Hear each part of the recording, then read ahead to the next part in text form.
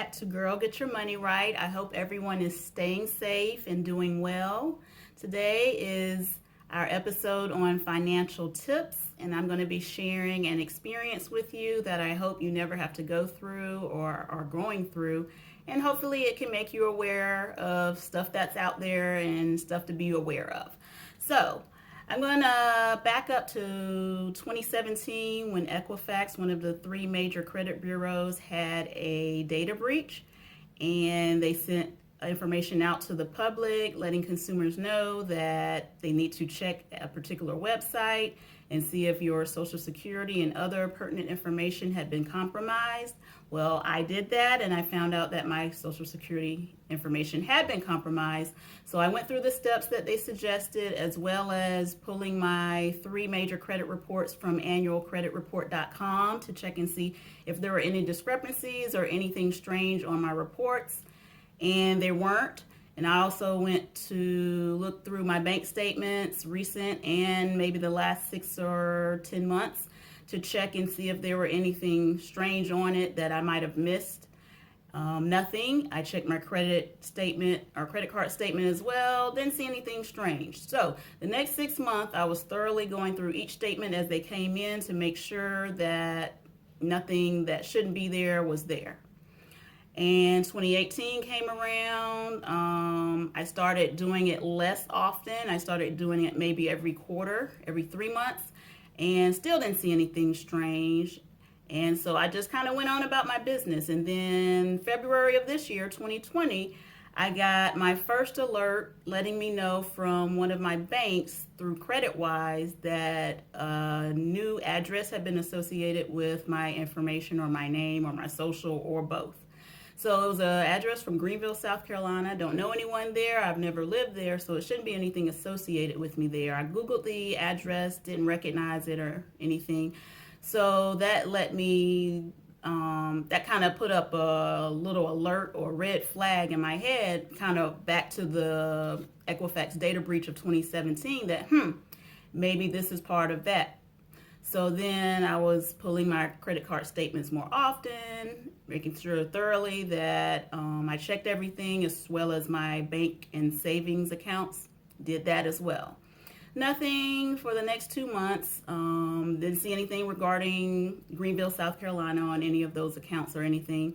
So then we come up to April. In April, I got an alert from my bank stating that oh, no, it wasn't. I was checking my bank statement and I noticed that there was a charge on there that I didn't even make, and I didn't even recognize the name of the company. So I Googled that company, couldn't find that name anywhere. So it was some type of crystal company. So I was like, well, I know for a fact that day I was making deliveries for the kids at school. So I know I didn't make any purchases. So I contacted my bank and let them know I didn't make that purchase. So they removed that or put a pause or stop on that payment, and then they told me to shred that debit card. They were going to issue a new debit card to wait for that in the mail. So that's what I did. And then I started checking my accounts again, checking my three major credit bureaus. And by the way, during the pandemic, they're allowing you to check your credit report for free every week through sometime next year, 2021. So because of the pandemic and everything that's going on, you're allowed to check it for free, all three, once a week.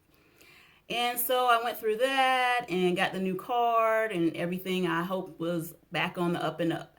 And then next thing I know, in June, I get an alert from the bank letting me know that one of my email addresses had been compromised, that I needed to change every password associated with anything that I had linked to that email account. So I did that, and that took a long time because that was my business account. So anything related to any type of business, I would give that email. So I had to take a long time to do that and update my passwords. Some of the usernames I changed as well. So I did that. So I just wanted you to be aware that scammers are out there compromising your identity, stealing your identity. So I think this is pretty much the track that I'm headed down. I think someone's trying to steal my identity. So I did put a credit freeze on all of my accounts. I put credit card locks on my credit card. I put a credit lock on my debit card. I also put a credit freeze on all 3 credit bureaus. That way they have to come through me and I have to give permission and give all these security questions and codes and stuff to open that account again. So it's a big hassle to do, but no one's going to be able to open the account without that. So I eliminated that particular scenario.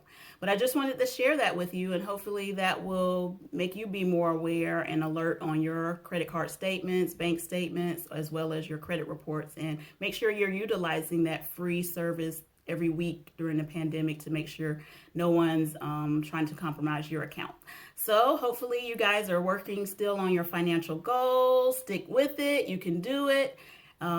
Pay down those bills. My credit card bill is going down, down, down every month. So stick to it. And I look forward to seeing you next week on our next episode. Get your money right. You just